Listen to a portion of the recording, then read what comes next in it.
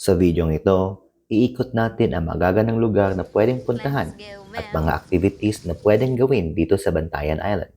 Ipapakita ko rin kung saan masarap kumain at magbibigay ng tips at insights kung saan pinakamagandang magstay for the night. Siyempre, kasama rin dito ang guide kung paano papunta sa Bantayan Island.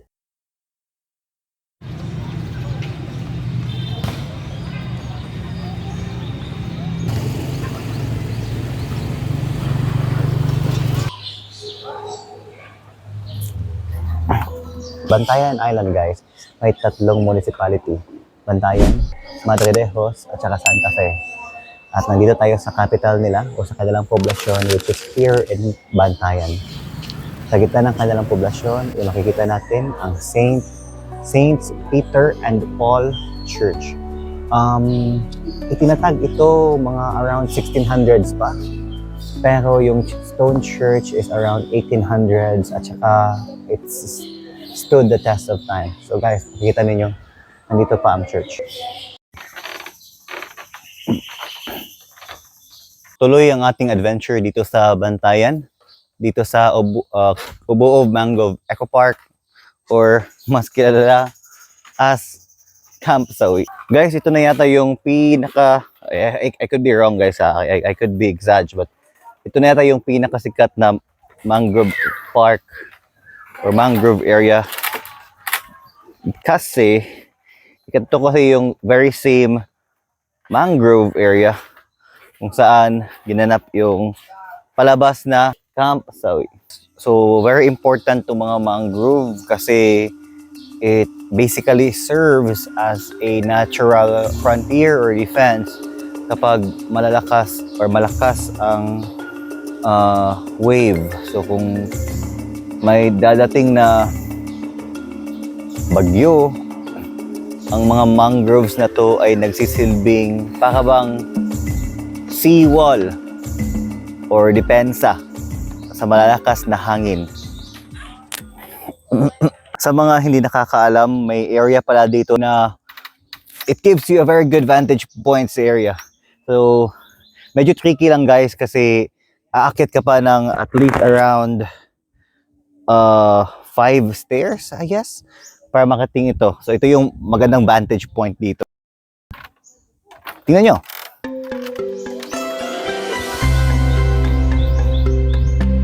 So if you miss it, sayang.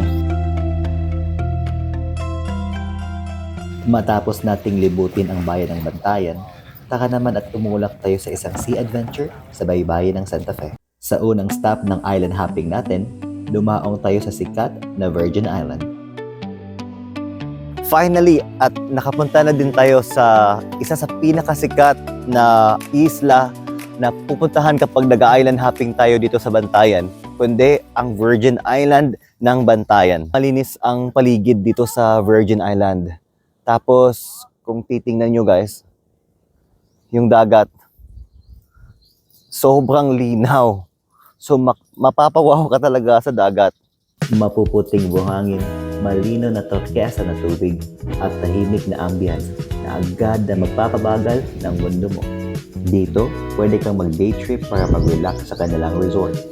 O mas damihin ang isla sa pag-stay overnight sa mga native style na kubo. By the way guys, take note lang na there's actually an entrance fee or day use fee here sa island. So that's gonna be, as of 2025, 350 per head. So hindi pa yan kasama sa boat tour nyo, kung saan kayo magbabayad para sa boat fare patungo dito. So on top of that, may entrance fee pa tayo na 350 per head for the Virgin Island. So just take note guys. Pero guys, sulit yung stay here. Matapos mag-relax at mag-enjoy sa ganda ng Virgin Island, oras na para sa susunod nating destinasyon. Mula sa mapuputing buhangin at malinaw na dagat, tutuloy naman tayo sa mas tahimik at likas na tanawin ng Baigad Lagoon. Tahimik, malinaw ang tubig, at saka napakasariwa ng hangin dito guys. Kagaya ni Virgin Island, may entrance fee din tayo dito sa Baigad Lagoon which is 250. So sa 250 mo, makikita mo na itong lagoon mismo. So, at saka doon may beach. Hindi kumpleto ang travel kung walang food venture. Kaya naman, dadaan tayo sa MJ Square, isa sa mga kilalang kainan spots sa Bantayan. Dito, makakahanap ka ng iba't ibang pagpipiliang pagkain, mula sa mga lutong Pinoy hanggang sa mga paboritong comfort food. Isang maayos at convenient na lugar para mamasyal, kumain o mag-recharge. Para sa uniquely Bantayan na food trip, dito ka na sa Tristan's Pizza, isa sa mga paboritong kainan sa isla. Alright, so nandito tayo ngayon sa Tristan's Pizza at nag-order tayo ng kanilang specialty, which is ang Tristan's Special, which is more of like a combination of 5 different flavors like bacon, may mushroom ka na, may jalapeno. So ito yung best seller nila, ito yung Tristan's Special. Tsaka ito yung pang family size na carbonara. So good luck natin ang pag-ubos nito. So kain tayo.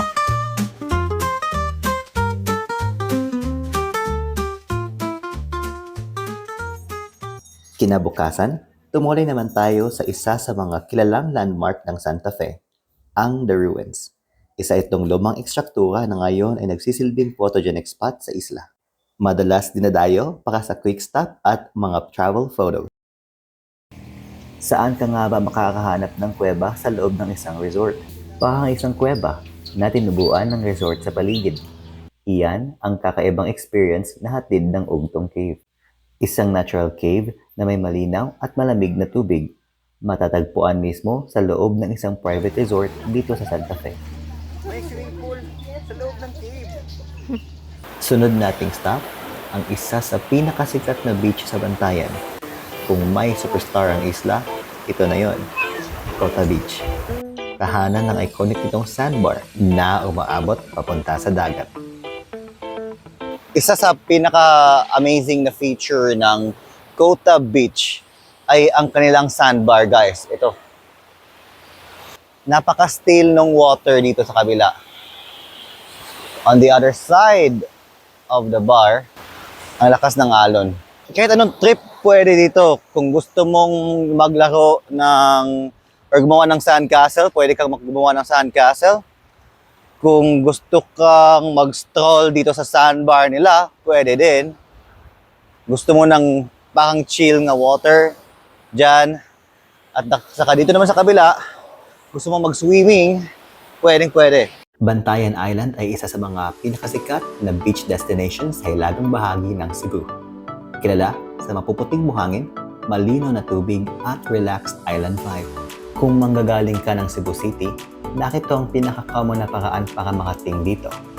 Pumunta muna sa North Bus Terminal. Mula roon, pwedeng sumakay ng van papuntang Bogo City. Pagdating sa Bogo, sakay naman ng tricycle papuntang Hagnaya Port sa San Remigio. At mula sa Hagnaya Port, sasakay ka ng Roro Ferry papunta Santa Fe Port sa isla ng Bantayan. Makapunta tayo ngayon sa isla ng Bantayan ay nakabili tayo ng ticket sa bayan ng San Remigio dito sa Hagnaya Port. At saka ito yung sasakyan natin patungong Bantayan Island. Ngayong nasa Bantayan Island na tayo, syempre, importante rin ang maayos na matutuluyan. Unang pasok sa listahan natin, ang Northville Beach Resort. Isang simple pero comforting na stay na babawi sa tahimik na ambience at genuine na hospitality ng mga tao rito. May relaxing garden view rooms, decent access sa beach, at payak pero nakaka-relax na vibe. Nandito po tayo ngayon sa dalampasigan ng Santa Fe, Bantayan Island. So, natulog tayo kahapon dito sa Northville. Maganda dito sa Northville, guys, kasi beachfront siya. Or meron tayong access sa beach. At saka ito yung winner. Kasi 'di ba, galing tayo sa beach. So, nag-install sila ng ganyan. O, 'di ba? Astig ano? This is a good for 2 room. Ito yung kama namin. Sorry guys, nakakatulog lang namin dyan eh. So, may drawer doon. May drawer doon lalagyan ng mga damit. May extra place pa talaga dito sa mga other personal effects. So, hindi nagkulang, guys. Tapos, ito yung CR natin, guys. Ang kulang lang niya is hindi gumagana yung shower. Pero, traditional, balde at kabo. 1 for a night accommodation dito sa Bantayan Island. Sunod naman sa listahan natin, ang Bantayan Island Nature Park. At masasabi namin, lampas pa ito sa expectations. Medyo malayo man sa town proper, pero iyon mismo ang charm niya. Tahimik, presko, at parang sariling sanctuary. May free shuttle pa, papunta at pabalik ng bayan. Kaya, hindi rin hassle ang location. Malinis, luntian, at well-maintained ang buong resort. At ramdam mo agad ang harmony ng nature at comfort.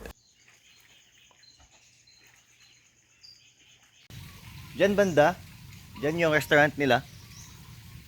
Diyan tayo pwede umorder ng mga lunch, breakfast, dinner. At saka may magandang view sa dagat doon, sa kanilang cliff deck. At saka ito naman pool. Ito yung kanilang malaking swimming pool. Sa amenities naman, hindi ka mabibitin. May malaking swimming pool, gym with a nice view, fish spa, at ang pinaka-unique, ang cave pool sa loob mismo ng resort.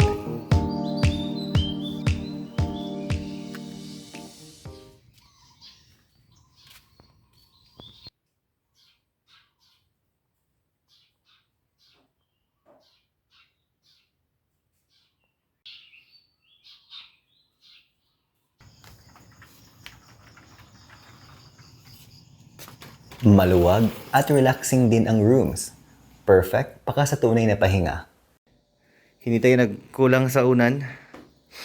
Tapos may comforter dito. Tuwalyas. Tapos ito yung winner, guys. Tingnan nyo. May sea view tayo. So yan yung view ng sea. May ref tayo dito, guys. So may lalagyan tayo ng personal effects dito, guys. At saka may lalagyan tayo ng ating bags at saka clothes. Ito yung thermos para gagamitin natin later for coffee and Milo. You don't want to miss Milo. You don't want to make the hawk angry. Ano masasabi mo sa Place Bay? Ay, mahirap. Uy. Uy. Okay. So, ito yung shower room, guys. I think may hot and cold shower tayo dito.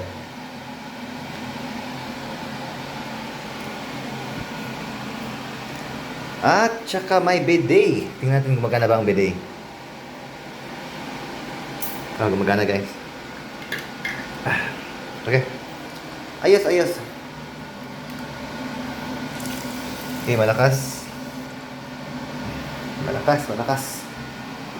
Sige, guys. So, ito yung ating room.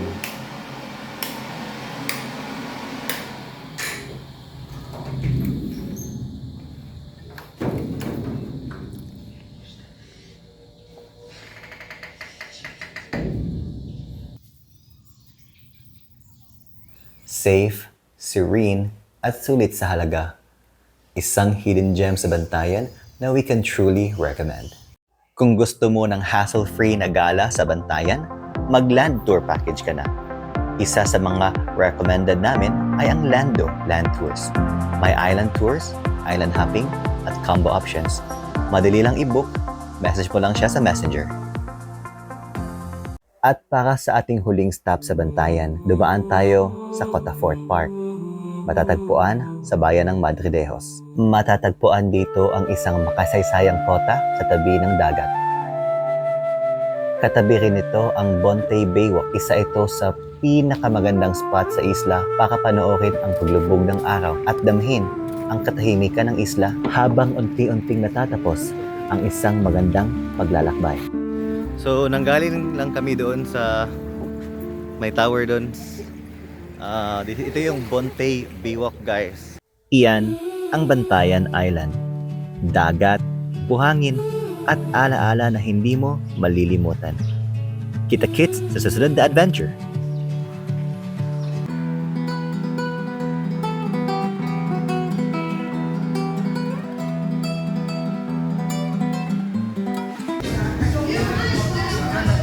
Let's go ahead and subukan natin ang Gordon Ramsay's fish and chips.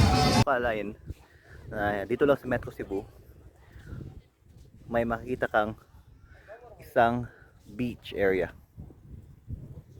Ilang historical places ang kanyang may offer, kundi meron ding mga classic-classing mga places na makikita mo lang dito sa Metro Cebu. Samahan nyo kami dito sa Mactan Island. Kung nagustuhan mo ang video na to, huwag makalimutang mag-like, mag-subscribe at i-click ang notification bell para laging updated sa susunod nating trips.